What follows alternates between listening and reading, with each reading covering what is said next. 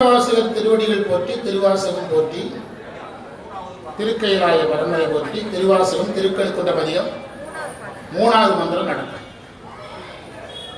மூன்றாவது மந்திரத்திற்கான பொருள் பார்க்கலாம். பிறவி துயரால் கலங்கின என்னுடைய கண்ணீரை துடைத்து, அழகான இடம். பிறவிங்கிற துன்பத்தினால நான் ரொம்ப கலங்கி போயிட்டேன்,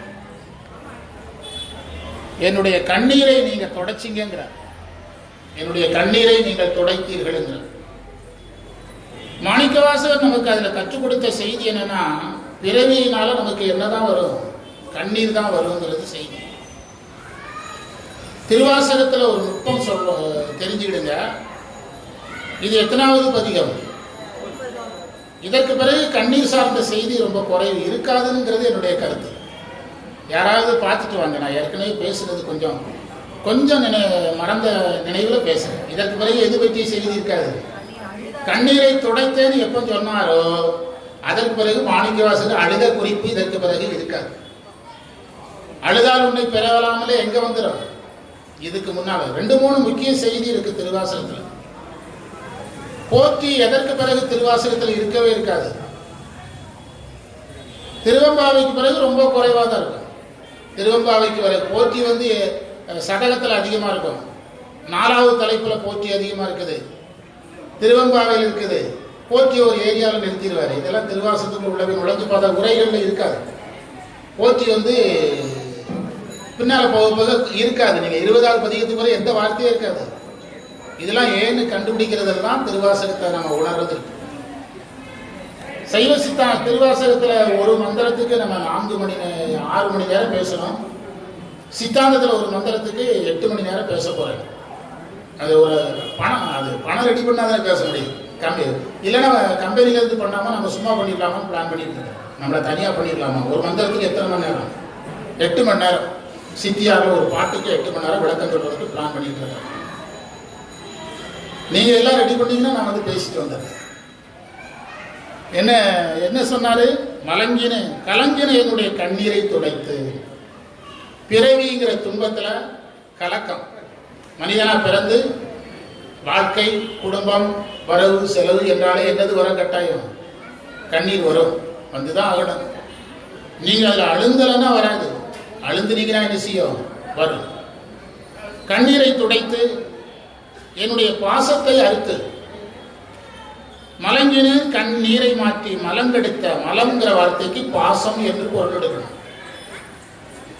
பாசம் என்று பொருள் எடுத்து அதுல எந்த பாசத்தை எடுக்கிறதுனா 3ஐயும் எடுக்கணும். ஆணவம், கர்மம், மாயை 3ஐயும் எடுத்து அதுல மாணிக்கவாசகரை பொறுத்தவிட மலவாசனை தான் எடுக்கணும். முறைப்படி பாசம் எடுத்துனா என்னதான் எடுக்கணும்? மலவாசனை தான் எடுக்கணும். இல்ல அப்படியே நீங்க நேரடியா பாசம் எடுத்தா மாயை நீக்கி, கண்மத்தை நீக்கி, ஆணவ மலத்தை ஒடுக்கி அப்படி பொருள் எடுக்கணும். ஆனா மாணிக்கவாசகருக்கு மலம் எடுத்தல்ங்கிறதுக்கு என்ன பொருள் தான்? மல வாசனையை நீக்குதல் என்று பொருள் எடுக்கும். பாசம் எடுத்த பெருந்துரை பெருமானை விட்டு நீங்கினேன், நான் அவரை விட்டு நீங்கினேன். இப்பதானே ஒரு அடியார் கேட்டாங்க, ஏன் இந்த ஜிக்ஜாக் வருதுன்னு கேட்டீங்கல்ல? ஏங்க நீங்க தானே கேட்டீங்க, பதில் வருது பாருங்க. நீங்கினேன் ஜிக்ஜாக், நான் தீவினையாகிய கெடுதியை உடையவன். இதுக்கு காரணம் என்னது? என்னுடைய வினை. பார்த்தீங்களா? திருவாசகத்தில் இந்த செய்தி இருக்கு. நீங்க உங்களுக்கு வகுக்கப்பட்ட பாதையிலிருந்து நீங்க விலகுறீங்கன்னா அது உங்களுடைய வினை தான். நான் விலகினால என்னுடைய வினை தான். வினை இனிமேல் நிகழக்கூடிய பயனை அறியாது. இனி என்ன நடக்குங்கிறது எனக்கு தெரியாது.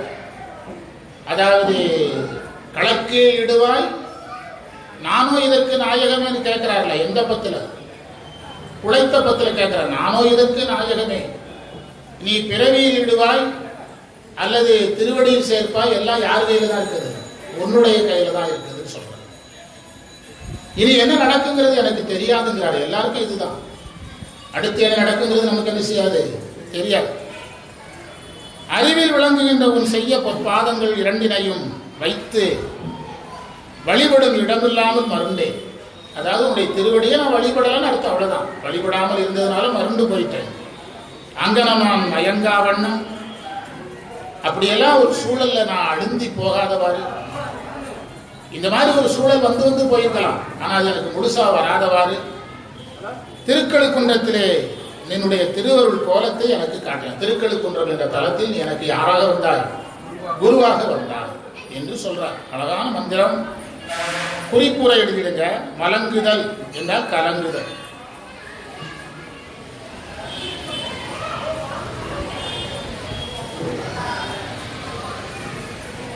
பெருந்துறை என்பது இறைவன் அவருக்கு வழிகாட்டிய இடமும் பொருள் சொல்றாங்க.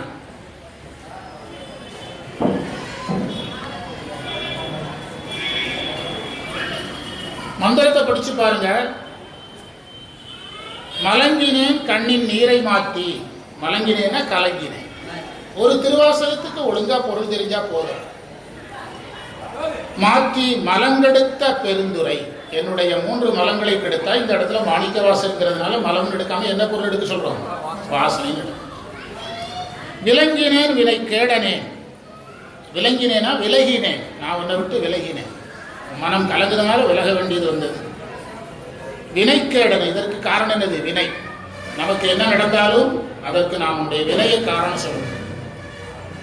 வினையை காரணம் சொல்லி அந்த வினையை நீக்கிக் கொள்வதற்கான சாதனத்தில் இருக்கணும். வினையை சொல்லிக்கிட்டே இருக்கக்கூடாது. எல்லாம் என்னுடைய வினை, எல்லாம் என்னுடைய வினைன்னு எத்தனை நாள் சொல்லுவேன்? அதிலிருந்து விடுபடுறதுக்கு என்ன செய்யணும்? நம்ம முயற்சி பண்ணணும். உலகியல் வாழ்க்கையில நமக்கு வரக்கூடிய துன்பங்களை எல்லாம் நீக்கிக் கொள்வதற்கு சில பரிகாரங்கள் செய்கிறோம். அது உலகியல் தேவைகளை சரி செய்து வரைக்கும் தான் உதவும். யாரை தராது? இறைவனை தராது. அந்த உலகியல் இருக்கக்கூடிய தடைகளை மட்டும் உடைச்சு கொடுக்கும். யாரை கொடுக்காது? அது நீங்க தொடர்ந்து செய்யற சாதனத்துல தான் இருக்கு. அது நீங்க தொடர்ந்து செய்யற சாதனத்துல தான் இருக்கு. நான் தீவினையாகிய கெடுதிய உடையவனானேன், வினை கேடனேன், இனிமேல் விளைவது அறிந்தினேன். எவ்வளவு அற்புதமான வார்த்தை. இனி என்ன நடக்குங்கிறது எனக்கு தெரியாது. அதாவது இனி என்ன நடக்குங்கிறது யாருக்குமே தெரியாது. யாருக்கு தான் தெரியும்? இறைவனுக்கு தான் தெரியும். ஏனென்றால் வினையும் நியதியும் அதையெல்லாம் முடிவு செய்கிறது. திருநாவுக்கரசர் புழுவாய் பிறக்கினும்னு சொல்றார். நம்ம கூட அப்படி சொல்ல மாட்டோம். நாம என்ன சொல்லுவோம்? நம்ம மாணவர்களே சொல்றாங்க. மாணவர்களே கொஞ்சம் வயசாகிட்டுனா நான் திருநாவுக்கரசர் மாதிரிங்கிறாங்க. இன்னும் சிலர் வாழும் மாணிக்கவாசகர் இருக்கிறாங்க. இன்னும் சிலர் முடி நிறைச்ச உடனே காரைக்கால் அம்மையார் இருக்கிறாங்க. என்கிட்ட ஒரு அம்மா நேரடியாக சொல்லிச்சு, நான் காரைக்கால் அம்மையார் மாதிரின்னு சொல்லுது ஒரு அம்மா. ஆனா மாணிக்கவாசகர் என்ன சொல்றாரு?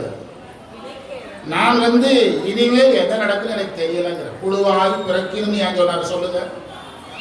பிறக்கினும் எதிர்மறை உண்மை, பிறக்க மாட்டேன், அது வேற விஷயம். ஏன் அப்படி சொன்னாரு? இறைவன் நினைச்சா பிறந்துதான் ஆகணும். புரியுதா? நரகம் புயினுங்கிறார், புக மாட்டேன். ஆனா இறைவன் என்னை அனுப்பணும் முடிவு பண்ணிட்டா என்ன பண்றது? நரகம் புயினும் எல்லே திருவருளாலே இருக்க பெரியும். காரைக்காலம் என்ன சொன்னாங்க? இரவாத இன்ப வேண்டிப்பின் வேண்டுகின்றார் பிறவாமை வேண்டும். பிறவாமை வேண்டுமோட நிறுத்தி விடணும்ல. பிற என்ன சொன்னாங்க? அதையே சொன்னாங்க. அதைத்தான் மாணிக்கவாசகங்க சொல்றாங்க. காரைக்காலமையர் என்ன நினைச்சாங்கன்னா, இறைவன் சித்தம் நாம் பிறவி என்றால் பிறந்துதான் ஆகணும். காரைக்காலமையாரு இறைவன் சித்தத்துக்கு இடம் கொடுத்து இருக்கிறாங்க. வினையச்சம் வாங்க சைவத்துல. வினையச்சம் இருந்தால் என்ன செய்துதான் ஆகணும்? பிறந்துதான் ஆகணும். அதனாலதான் மீண்டும் பிறப்பு உண்டேன்னு அடுத்த கண்டிஷனை போட்டாங்க. உன்னை மறவாமை வேண்டும், இன்னும் வேண்டும், அறவாணி ஆடும்போது உன் அடியின்கள் இருக்க என்றார். இதையெல்லாம் நீங்க தோன்றுனீங்கன்னா தான் தெரியும். நீங்க அந்த பாடத்துல மட்டும் கவனம் இருக்கணும். நான் மாணவர்கள்ட்ட என்ன வேண்டேன்னா, உங்க கண்ணுல தெரியுது பாடம் நடத்தும்போது நீங்க யோசிக்கிறீங்க, யோசிக்க கூடாது. எழுதிட்டு போய் நோட்டை வேணாலும் கிழிச்சு போட்டுருங்க, ஆனா நீங்க யோசிக்க கூடாது. ஏன்னா நீங்க யோசிக்கும் போது என்னுடைய அந்த ஓட்டம் என்ன செய்யும்? தடைப்படும். அது ஒரு எதிர் அலையா தடைப்படும். நீங்க அது கூடவே என்ன செய்யணும்? வரணும். டிவியில நகைச்சுவை நிகழ்ச்சி நடக்கும். காரணமே இல்லாம எல்லாரும் சிரிப்பா. அப்பதான் அந்த நிகழ்ச்சியை ஓட்ட முடியும். அதுதான் அந்த ஓட்டத்தோட சேர்ந்து போறதுன்னு பேர். ஒருத்தனை சிரிக்கலன்னா அதுக்கு ஒரு சீடி வச்சிருப்பான். சீடியை தட்டி விட்டு அதுவே என்ன செய்யும்? அதுவே சிரிச்சுக்கிடும். ஏன்னா அந்த சூழலுக்கு அது தேவை. நீங்க இங்க உட்காந்து யோசிக்கவே கூடாது. சிலர் யோசிக்கிறீங்க, அந்த அலை தெரியுது. யோசிக்க கூட யோசிச்சீங்கன்னா அது கேட்டல் முறையில் இருக்கக்கூடிய தவறு. அதை கேட்டல் நிகழும் போது சிந்தித்தல் என்ன செய்யக்கூடாது? நிகழும். ரெண்டும் ஒரே நேரத்தில் நடக்கக்கூடாது. அது உங்களுக்கும் பிரயோஜனப்படாது, எனக்கும் பிரயோஜனப்படாது. அதுல பாடத்துல மட்டும் என்ன செய்யும், கேட்டல் நிகழும் போது இதுதான் நடக்கணும். எங்க ஆசிரியர் சொல்லுவார், பசுமாடு மேயும் போது அசை போடாது. சோமு சார் கரெக்டா? எப்போ அசை போடும்? நீங்க கல்வி கேட்கறதுக்கே தகுதி இல்லைன்னு அர்த்தம். பசுமாடு மேய்ஞ்சு முடிஞ்ச பிறகு ஒரு நிழல்ல போய் படுத்து என்ன செய்யும், அசை போடும். அதுல ரொம்ப கவனமா இருக்கும் பாடத்தில். எவ்வளவு அழகா சொன்னாரு, இனிமேல் விளைவது அறிந்திரேன். யாருடைய உதாரணமா சொல்லியிருக்கிறோம்? அப்பர் சொல்லியிருக்கிறோம், காரைக்கால் அம்மையார் சொல்லியிருக்கிறோம். இப்படி நிறைய நீங்க எடுத்துக்கிடலாம். சரியா? ஏன் திருநாவுக்கரசரே என்னது மனித பிறவியும் வேண்டுவதே அவருக்கு சின்ன டவுட்டு. ஒருவேளை கிளப்பி விட்டுட்டாருன்னா யாரா வந்துடலாம், சிதம்பரத்துக்கு வந்துடலாம். அப்படி அவர் என்ன சொல்ல வர்றாரு தெரியுமா? பிறக்கிறதா இருந்தா எந்த ஊருக்கு வர்ற மாதிரி பிறக்க வைங்க அப்படின்னு கேட்கிறார். இனிமேல் விளைவது அறிந்திரன் இலங்குகின்றன விளங்குகின்ற நீ சேவடிகள் இரண்டு வைப்பிடம் இன்றிய. வைப்பிடம் இன்றினா என்ன அர்த்தம்னா, உன்னை நான் உன்னுடைய திருவடிகளை நினைக்கவில்லைன்னு அர்த்தம். இன்றையே கலங்கினேன். முதல் வார்த்தை மலங்கினேன், இப்ப கலங்கினேன். அதாவது மனிதனாக பிறந்தால் கலக்கம், இறைவனுடைய திருவடியை நினைக்காமலே நாம இருந்தால் மருட்சி, அதாவது மருண்டு போயிடும். எதை பிடிச்சுட்டே இருக்கணும்? அதாவது மற்ற பற்றனக்கின்றி அதனே மனம் பாவித்தேன்னா தியானம் செய்தேன். பாவகம்னா தியானம். மாரியம்மனுடைய பக்தரா இருந்தா மாரியம்மனுடைய திருவடியே சிந்தனையில செஞ்சுட்டு இருக்கணும், வந்துட்டே இருக்கணும். நீங்க அப்படி பழகி பாருங்க, சூழல் முழுவதும் உங்களுக்கு அப்படியே வரும். எங்க அப்பா, என்னுடைய தந்தையார் சின்ன வயசுல எனக்கு பழக்கி விட்டது சிவபக்தியும் முருக பக்தியும் தான். சின்ன வயசுல பழக்கி விட்டது. முருகனை அதிகமா நினைப்பேன். எங்க வீட்டுல பார்த்தா எப்ப பார்த்தாலும் எந்த டிவியில எல்லா பாட்டும் ஓடிட்டு இருக்கு. நான் போற நேரம் கரெக்டா முருகன் பாட்டு தான் ஓடும். ஏன்னா அந்த முருகன்கிறது எதுல ஒட்டிட்டு ரத்தத்துல ஓடும். நம்ம கோயில்ல நான் சொல்றேன், இந்த மாரியம்மன் பாட்டு நான் எழுதி 30 வருஷம் ஆகுது. சாத்தாங்குளத்துக்கு வந்தீங்கல்ல, அந்த ஊர் மாரியம்மன் மேல எழுதுனது எத்தனை வருஷம் இருந்து? ஆமா, அது மாரியம்மன் பக்தி நமக்கு அதிகமா வந்தது. அந்த மாறி மாறி மாறி என்று ஒரு பாட்டு பாடுறேன்ல, அது போன கும்பாபிஷேகத்துக்கு எழுதுனது. நானே எழுதுனது அந்த பாட்டெல்லாம். அது பக்தியில நம்மளா உருவாக்கி கொண்டது. நீங்க எந்த சாமியினுடைய நினைவாகவே திருவடி நினைவாகவோ இருக்கிறீங்களோ அது உங்க கண்ணால் எப்படி செஞ்சுக்கிட்டே இருக்கும், வந்துகிட்டே இருக்கும்.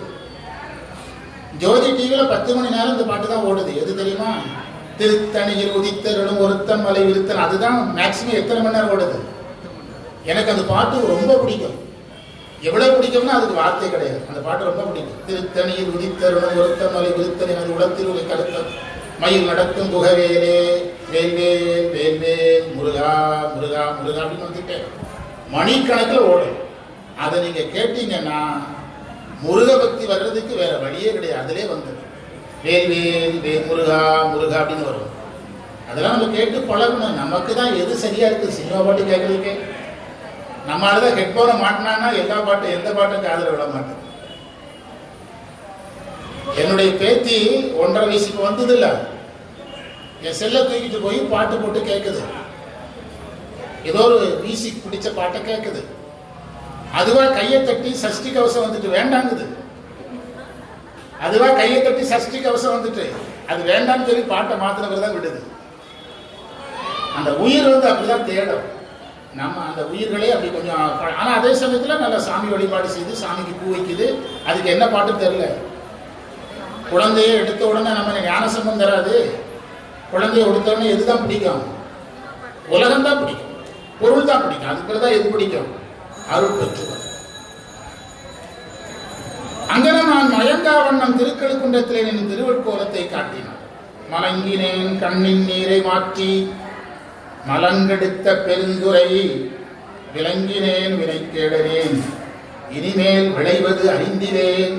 என்னழகானவர். இலங்குகின்றனின் சேவடிகள் இரண்டும் வைப்புடமின்றியே அப்படின்னா உன்னுடைய அருளை நான் என்னுடைய திருவடியை மனசுல வச்சுக்கணும். வைக்காம வேற எதையும் வச்சுட்டேன்னு அர்த்தம். இறைவனை வைக்க வேண்டிய இடத்துல வேற எதையும் வச்சுட்டேன்னு அர்த்தம். இன்றியே கலங்கினேன், கலங்கி போயிருந்தேன். ஆனா நான் கலங்காம இருக்கும்படியாக நீ உன்னுடைய கோலத்தை திருக்கழுக்குன்றத்தில் காட்டினாய் அப்படின்னு சொல்றார். கலங்குற நேரத்துல இறைவன் யாரா வருவார்னு அர்த்தம்? குருவாக வருவார் என்று பொருள். கலங்குற நேரத்துல குருவாக வருவார் என்று பொருள். அந்த அடுத்த மந்திரத்துக்கு பொருள் சொல்லிட்டு போலாம். சரியா? அடுத்த மந்திரத்துக்கான பொருள் சொல்லுவோம். உன்னுடைய அடியார்கள் பிறரால் மேற்கொள்ளப்படாத உயர்ந்த அன்புடையவர்களாக இருக்கிறார்கள். உன்னுடைய அடியார்கள் எல்லாராலும் கடைபிடிக்க முடியாத உயர்ந்த அன்புடையவர்களாக இருக்கிறார்கள். நான் ஒரு செய்தியை சொல்ல வந்துட்டு தான் நம்ம பூஜைக்கு போயிட்டோம். அந்த செய்தி ரொம்ப முக்கியம். எப்படின்னா, ஒரு வேலையை கோயம்புத்தூருக்கு பஸ்ஸில் போயிட்டோம். நான் என்னுடைய துணைவியாக ஒரு செய்தியை சொல்லிட்டு இடையில விட்டுட்டு போயிட்டேன். அப்போ பொள்ளாச்சிக்கு வழியாக வந்துட்டு இருக்கிறோம். பேத்தியெல்லாம் அவங்க அப்பா வீட்டில் இருந்தாங்க. பேத்தியை பார்க்கறதுக்கு ஆசை. அதனால ஆட்டோ பொள்ளாச்சிலேருந்து வேட்டைக்காரனுக்கு ஆட்டோ 400 ரூபாய் எடுத்துகிட்டு போனேன். போய் அவங்கள பார்த்துட்டு அங்கே நேரம் ரொம்ப ஆகிட்டு. இன்னைக்கு வெள்ளிக்கிழமை, அதுக்காக சொல்ல வருது.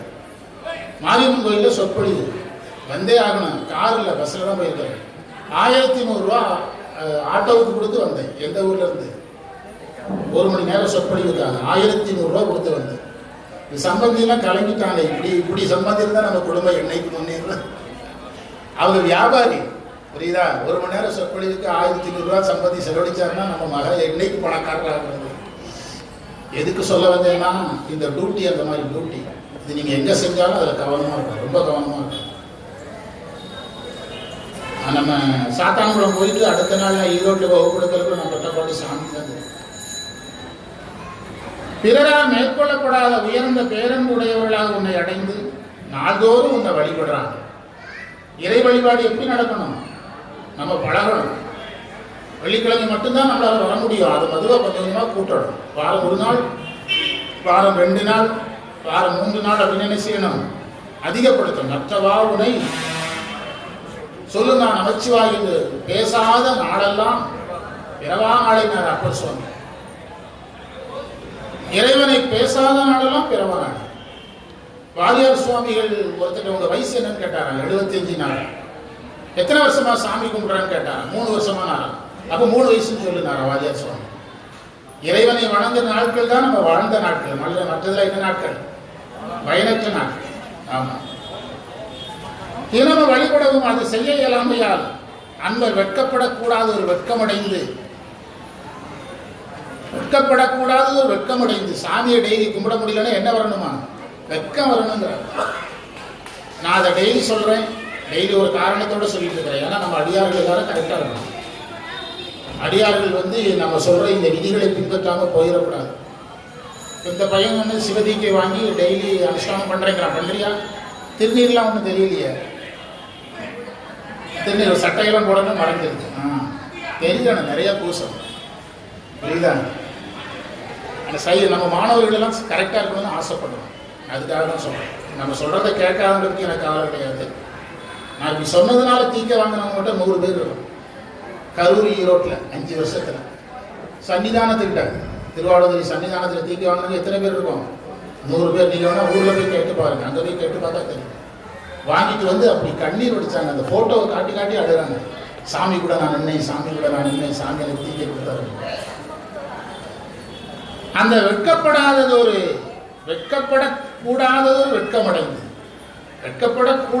வெட்கமடைந்துங்கிறாங்க. அதாவது எங்க அம்மாவுக்கு நான் சரியா உணவு கொடுக்க முடியல அப்படின்னு யாரும் சொல்லக்கூடாது. அது வெட்கப்படக்கூடாதது ஒரு வெட்கம். அந்த வார்த்தை வந்ததே தப்புன்னு அர்த்தம். புரியுதா உங்களுக்கு? எங்க அப்பாவுக்கு சாப்பாடு கொடுத்தது எனக்கு நேரம் இல்லை சேர்ந்து சொல்லக்கூடாது. அதெல்லாம் வெட்கப்படக்கூடாதது ஒரு வெட்கம். நான் ஸ்கூல்ல வேலை பார்க்கும்போது சொல்லுவேன், சார் ஏன்னா நோட்டை எழுதல சார், இந்த மாதிரி ஏதோ காரணம் இருக்கும். காரணம் சொல்றது எனக்கு வேண்டாம். எடுத்தோன்னு அப்படிதான் சொல்லுவேன். நீ நாளைக்கு உங்க அப்பாவுக்கு ஏன் சாப்பாடு கொடுக்கணும், அதுக்கு ஒரு காரணம் சொல்லுவேன். எங்க அண்ணன் கவர்மெண்ட் வேலையில் இருக்கான், அவன் சாப்பாடு போடுவான்னு சொல்லுவேன். காரணம் சொல்றவன் எனக்கு யாரா வேண்டாம், மாணவனா வேண்டாம் அப்படின்னு சொல்லுவேன். ஏன்டா கேட்பான், சார் என்னைக்கு சார் பரீட்சை வரும், நீ ரெடியா இரு. நல்ல சோல்ஜர் என்னைக்கு போர் வரும்னு கேட்க மாட்டான். இப்படியே பொறுத்துத்தனமா பேசிதான் யாரை வளர்த்தோம்? மாணவர்கள் வளர்த்தோம். நல்ல சோல்ஜர் என்னைக்கு போர் வரும்னு கேட்க மாட்டான். நல்ல சோல்ஜர் ஒவ்வொரு நிமிஷமும் போருக்கு தயாரா இருக்கும். இஸ்ரேல்கார மாதிரி எதுக்கும் தயாரா இருக்கணும். அவன் எந்த நிமிஷம் போருக்கு தயாரா இருக்கான். நாடே தயாரா இருக்குங்கிறான். அப்படி தயாரா இருக்கான். அதன் செய்த தப்பு வைத்து 2வது வேலைக்கு தயாரா இருந்தான்னு சொன்னான். அவன் கரெக்டா செய்யறான்னு சொல்லல. அதைத்தான் வெட்கப்படாதது ஒரு வெட்கம்னா. பிறவியாக கடல் நடுவில் ஆழ்ந்து போக இருந்தையான். பாருங்க, நீங்க குருவா வரலன்னா நான் எதுல போயிருப்பேன்? மாணிக்க வாசகரே இப்படி சொல்ற. நாம மாணிக்க வாசகர் மட்டும் பிடிச்சுக்கிட்டே மோட்சத்துக்கு போயிடலாம். ஆனா மாணிக்க வாசகர் இப்படி சொல்றாங்க. இருந்த யான் அடியேன் பற்றி போற்றுதற்கரிய திருப்பெருந்துறையில் பரமாச்சரனது திருவடிகளாகிய நீங்க எனக்கு குருவா வந்தீங்க. உங்க திருவடி எனக்கு தெப்பமா வந்தது. அந்த தெப்பத்தை நான் செலுத்தினேன். நான் காணுவதற்கரிய திருவடியை எனக்கு திருக்கெழுக்குன்றத்தில் காட்டினீங்க. அரிய மந்திரமா இருக்குது. பூணனாததோர் அன்பு கொண்டு பொருந்தி நாள்தோறும் போற்றவும். எல்லாரும் அளவுத்த அன்பை கொண்டு உன்னை போற்றாங்க. நானடாததோர் நாணம் எய்தி. நான் அதை செய்யல. வெக்கப்படக்கூடாத விஷயத்துக்கு நான் வெக்கப்பட வேண்டியது. சரியா? இப்போ சமூக சேவை செய்யலைங்கிறதுக்கு நம்ம வெக்கப்படலாம். ஆனா அது வெட்கப்படக்கூடாத ஒரு வெட்கம் கிடையாது. அது அவன் சூழ்நிலை. இப்போ சொன்ன உதாரணங்களுக்கு வெட்கப்பட்டு தான் நாங்கள் அம்மாவை பார்க்கல அப்பாவை பார்க்கல என்ன செய்யணும்? அதேதான் இதுவும் வெட்கப்படக்கூடிய ஒரு விஷயம். அது சித்தாந்தத்தில் ஒரு இடத்துல இருக்கு. அடுத்த வகுப்புல எடுத்து கொடுக்குறேன். இதே மாதிரி வரி சித்தாந்தத்தில் இருக்கு. நாணனாதது ஒரு நாணம் எழுதி நடுக்கடலில் அழுந்தினா. நீ வரலன்னா நான் எங்க போயிருப்பேன்? பிறவி கடல். பேணனாதோர் பெருந்துரை பெருந்தோணி பற்றி பேணுவதற்கரிய பெருந்துரை தோணி பற்றி. தோணி என்பது இந்த இடத்துல இறைவன் திருவடி. இறைவன் திருவடியை தான் தோணின்னு சொல்றாரு அப்படிங்கிறது உங்களுக்கு சந்தேகம் இருந்துச்சுன்னா திருச்சதகத்துல போகணும். சிந்தனை நிந்தன காக்கி என்பது 26வது மந்திரம். 27வது ஐந்தெழுத்தின் புனை பிடித்து கிடக்கின்றேனே. அந்த தோணி என்பதை நீங்க திருவடின்னு வள்ளுவரை வச்சு எடுக்கணும். பிறவி பெருங்கடல் நீந்துவர் நீந்தா அங்க இருந்து எடுக்கணும். அப்படியே உரையாசிரியர் அப்படிதான் எடுப்பாங்க. அதனால பெருந்துரை பெருந்தோணி பற்றி உகைத்தலும் காணா திருக்கோலம் காணுதற்கரிய அகண்டமாகியவருடைய திருவடிகளை நீ வந்து காட்டினாய். குருவாக வந்து காட்டினாய் திருக்கெடுக்குண்டிலே என்று சொன்னால் இந்த அளவில் நிறைவு செய்வோம். சிவாய நம. ஆன்மீக வளாதிரீக மணிவளம் சுரக்க மன்னன் கோன்முறை அரசு செய்க குறைவில்லாத உயிர்கள் வாழ்க.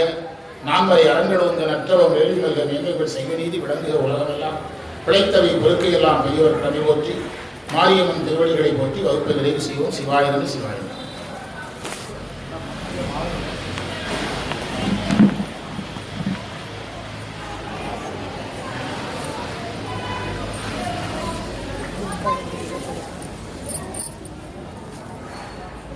எந்நாடுடைய சிவனே போற்றி, எந்நாட்டவர்க்கும் இறைவா போற்றி.